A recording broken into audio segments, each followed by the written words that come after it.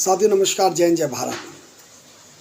साथियों कहते हैं कि व्यक्ति अपने दुख से दुखी नहीं है जितना सामने वाले के सुख से दुखी है। जी हाँ, मैं बात कर रहा हूँ गाजियाबाद खोड़ा नगर पालिका की। एक लंबा संघर्ष इस खोड़ा में पानी के विषय को लेकर, तमाम साथियों को लेकर और तमाम जनता को लेकर जो हम लोग कर रहे हैं, उसमें कई लोग के मन में ये धारणा है कि खोड़ा में पानी आए ना आए, लेकिन ये जो लोग इस काम को कर रहे हैं ये कामयाब ना हो पाए।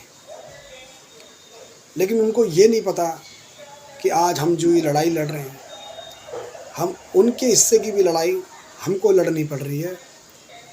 उनके आने वाले बच्चों के भविष्य की लड़ाई भी हम लोगों को लड़नी पड़ रही है।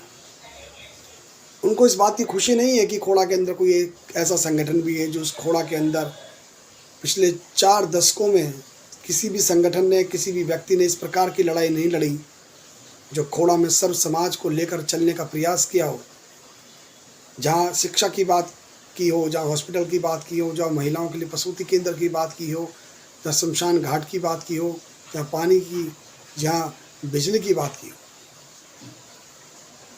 यहाँ जाति, धर्म, मजहब और राजनीतिकरण के चक्कर में व्यक्ति अपने मुद्दों को भूल चुका है। अपने जनप्रतिनिधि को खुश करने के लिए, अपने आका को खुश करने के लिए वो इस आंदोलन, इस जनहित के आंदोलन को तोड़ने के लिए, इस जनहित आंदोलन को बदनाम करने के लिए वो तरह तरह के प्रपंच करता है। वो तरह तरह के भेष बनाकर, इम्पोस्टर का रूप धारण करके वो आपके बीच में लोग आते हैं और इस आंदोलन को बदनाम करने का हर तरीके से प्रयास करते हैं। साथ ही उसमें हमारा कहीं भी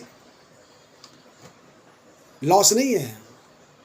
अगर कोई ये सोचता है कि हम इनको बदनाम कर देंगे, हम इस आंदोलन को बदनाम कर देंगे, तो इसमें हमारा रत्ती भर का भी नुकसान नहीं है।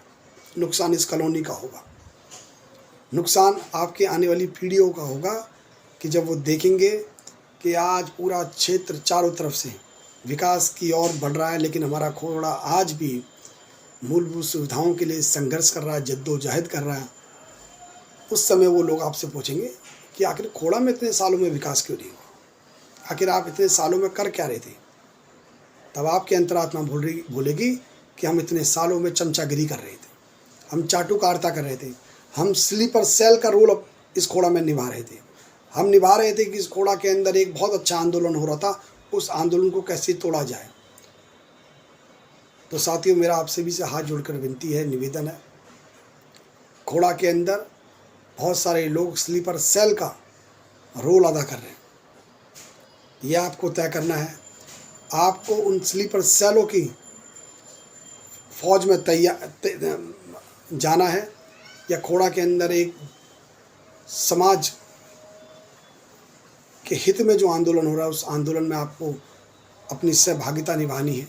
यह आपको तय करना है। लोगों में उत्साह होना चाहिए कि खोड़ा के अंदर एक ऐसा आंदोलन पिछले 7 वर्षों से चल रहा है जो बिना ही किसी संसाधनों के चलाया जा रहा है। किसी प्रकार की कहीं से कोई सहायता नहीं, कोई मदद नहीं, कोई सहयोग इस आंदोलन को नहीं मिलता। उसके बावजूद भी ये टीम बिना किसी सहयोग के इस आंदोलन को चलाने का प्रयास करती है। यह आपको तय करना है। आपको अपने बच्चे के भविष्य को सिक्योर करना है, या उन स्लीपर सेलों के साथ खड़ा होना है जो मुंह पर कहते हैं कि आप बहुत अच्छा काम कर रहे हैं, लेकिन पीठ पीछे इस आंदोलन के लिए एक षड्यंत्र रचते हैं। 30 तारीख को जब हमने विधायक कार्यालय की तरफ रुख किया तो 29 तारीख को ऐसे बहुत सारे लोग थे जिन्होंने व्हाट्सएप पे इस प्रकार के मैसेजों को चलाया कि 30 तारीख को नहीं जाना चाहिए, वहाँ हमारे ऊपर मुकदमे हो सकते हैं, जनता के ऊपर मुकदमे हो सकते हैं।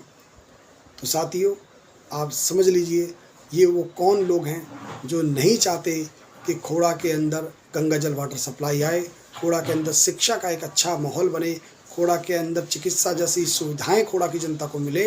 ये बहुत सारे ऐसे लोग हैं जो खोड़ा के अंदर विकास नहीं चाहते, क्योंकि उन्हें अपने आकाओं को खुश करना है। तो मैं आपसे विनती करूंगा कि आप इस आंदोलन के साथ जुड़ें, क्योंकि पिछले 40 वर्षों में आप स्वयं देख सकते हैं, किसी भी नेता ने एक विजन के साथ इस खोड़ा के अंदर काम नहीं किया। बिना विजन के इस खोड़ा के अंदर काम करने का, लोगों को खुश करने का, लोगों की चापलूसी करने का जो काम किया गया, उससे ये खोड़ा बर्बाद हो चुका है। इसीलिए हम बार बार अपनी बैठकों में कहते हैं कि खोड़ा बचाओ, खोड़ा बचाओ। खोड़ा बचेगा तभी खोड़ा बसेगा।